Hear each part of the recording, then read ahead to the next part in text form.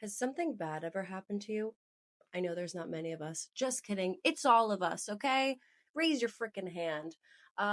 You should still worship God. I don't I don't know what bad thing happened to you because it's happened to me. You should still worship God. You should still worship God right after that bad thing. All right? And you might be like, no.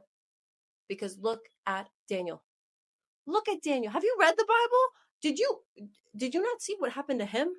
And then the life he lived right after, it was to honor God. I will list every bad thing that happens to Daniel, and then he still proceeds to worship God. And he was like high up too. Like he was an important guy and he did it well, despite people throwing him in a lion's den right after, despite his friends being thrown in a furnace right after, despite being betrayed, still worship God, even after all the trauma. This was like post-trauma, still being loyal to God.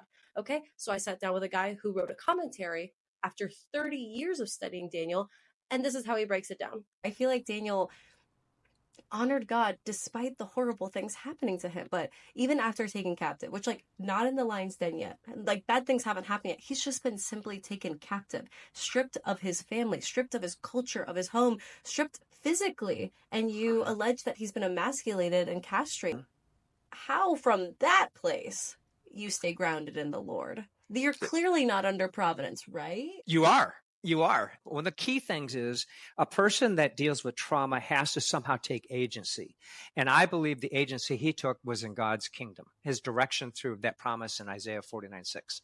Because if we look at the history of Daniel, he definitely was a light. Everyone saw him as serving the Most High. There was never a question about that. And his prayer of repentance and restoration of Daniel 9 does lead King Cyrus to write the restoration letter, allow the Jews to go home.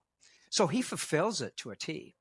But that's why I think the book of Daniel has been included in the Hagiographa, or the writings, they call it, the wisdom writings. So Psalms, Proverbs, Job, Daniel, and a few others. Wisdom writings are not just manual of instruction like you get with, say, didactic passages, teaching passages. They're examples to learn from, to think about, like the Psalms and the Proverbs.